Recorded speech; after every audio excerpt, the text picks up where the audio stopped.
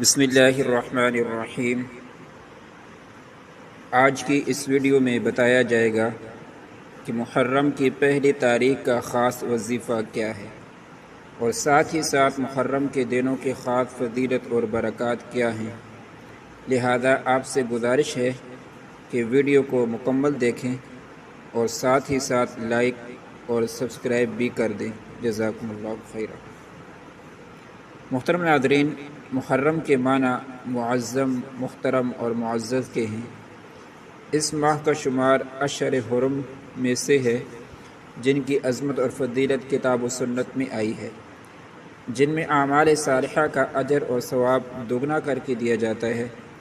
یہ مہینہ ایسی بزرگی والا ہے جس کا ادب اور احترام نزول کتاب کے زمانے میں اہل کتاب اور کفار مکہ بھی کیا کرتے تھے۔ بعض علماء سلف نے اشہر حرم میں بھی محرم الحرام کو افضل لکھا ہے۔ علماء کرام نے اس بارے میں اختلاف کیا ہے کہ اشہر حرم میں کون سا مہینہ افضل ہے۔ حضرت حسن بصری نے فرمایا کہ ان میں افضل مہینہ اللہ کا مہینہ محرم ہے، اور متأخرین میں سے ایک جماعت نے اسی کو راجح قرار دیا ہے۔ حضرت قتادہ رضی اللہ عنہ نے فرمایا کہ حرمت کے مہینوں میں نیک کام کرنے کا ثواب بہت بڑا ہے، لہذا ان میں گناہ کرنے کا عذاب بھی بہت بڑا ہے، اگرچہ گناہ ہر زمانے میں برائی کے لحاظ سے بڑا ہوتا ہے۔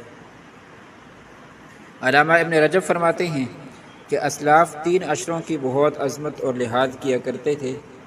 ایک رمضان المبارک کا آخری عشرہ، دوسرا ذی الحجہ کا پہلا عشرہ، اور تیسرا محرم الحرام کا پہلا عشرہ۔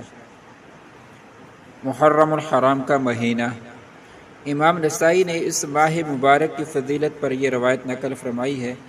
حضرت ابو ذر رضی اللہ عنہ سے مروی ہے، انہوں نے کہا میں نے نبی صلی اللہ علیہ وسلم سے سوال کیا کہ رات کا کون سا حصہ بہتر ہے اور کون سا مہینہ افضل ہے۔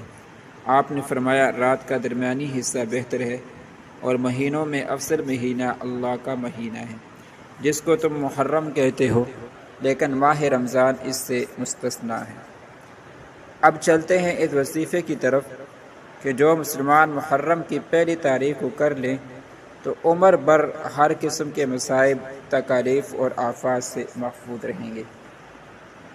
چنانچہ یکم محرم الحرام کے دن بسم اللہ الرحمن الرحیم 130 بار لکھ کر یا لکھوا کر جو کوئی اپنے پاس رکھے، یا پلاسٹک کوٹنگ کروا کر کپڑے، ریگزین یا چمڑے میں سلوا کر پہن لے تو انشاءاللہ تعالی عمر بھر اس کو یا اس کے گھر میں کسی کو کوئی برائی نہیں پہنچے گی۔